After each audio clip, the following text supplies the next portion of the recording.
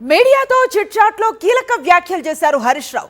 తనను ప్రశ్నలు అట్టకట్టం కాదు, సిట్ అధికారులనే వందల ప్రశ్నలు వేశామన్నారు.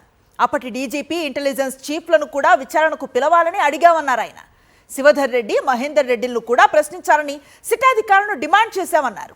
ఫోన్ ట్యాపింగ్ తనకు సంబంధం లేదని, తానేమీ హోంమంత్రి కాదంటూ సిట్ అధికారులకు చెప్పామన్నారు హరీష్ రావు. ఫోన్ ట్యాపింగ్ కేసులో విచారణ అంతా అటెన్షన్ డైవర్షనే అంటూ కీలక వ్యాఖ్యలు చేశారు మాజీ మంత్రి హరీష్ రావు. ఫోన్ ట్యాపింగ్ కేసులో హరీష్ను 7.5 గంటల పాటు ప్రశ్నించింది సిట్. అయితే సిట్ నోటీసు ట్రాష్ అని, ఇదంతా డైవర్షన్ పాలిటిక్స్ లో భాగమే అన్నారు హరీష్ రావు. దమ్ముంటే విచారణ వీడియోలు బయట పెట్టండి అంటూ సవాల్ విసిరారాయన. అడిగిందే అడిగారని, ప్రతి నిమిషానికి ఫోన్లు వస్తున్నాయని, రేవంత్ చేశారో లేక సజ్జనార్ చేశారో తనకు తెలియదంటూ ఆసక్తికర వ్యాఖ్యలు చేశారు ఆయన. సీఎం రేవంత్ రెడ్డి బావమరిది బాగోతాన్ని బయట పెట్టినందుకు తనను టార్గెట్ చేశారని చెప్పుకొచ్చారు. అందుకే తనకు సిట్తో నోటీసులు ఇప్పించారని, దమ్ముంటే బొగ్గు కుంభకోణంపై సిబిఐ విచారణ జరిపించాలని సవాల్ విసిరారు. బొగ్గు కుంభకోణానికి కింగ్ పిన్ రేవంత్ బావమరిది అని ఆరోపించారు. తప్పు చేయకపోతే రేవంత్ బావమరిదిపై విచారణకు ఆదేశించాలన్నారు. సీఎం మంత్రుల మధ్య వాటాల పోరాటం రోడ్డు మీదకు వచ్చిందని, తాము అన్ని ఆధారాలతో ఆరోపణలు చేస్తున్నామని, రేవంత్ నిజాయితీ పరుడైతే సిట్టింగ్ జడ్జితో విచారణ జరిపించాలని డిమాండ్ చేశారు. అంతా కూడా అటెన్షన్ డైవర్షన్.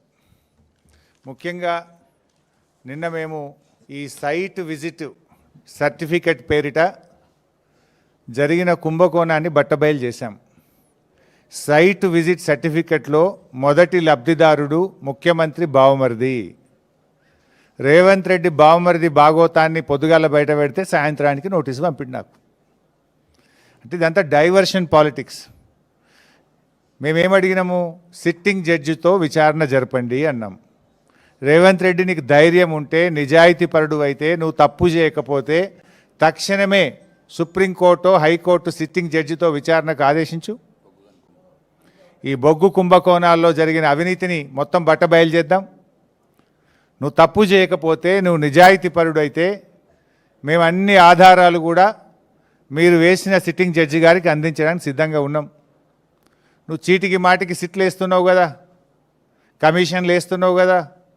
ఇవాళ మేము అన్ని ఆధారాలతో సూటిగా ఆరోపణ చేస్తున్నాం. నీ బావమరిదే మొదటి లబ్ధిదారుడు, నీ బావమరిదే ఈ రింగుకు మొత్తం కింగ్ పిన్ను, నీ బావమరిదే ఈ సింగరేణిలో 1000 కోట్ల కుంభకోణానికి తెరలేపిండు.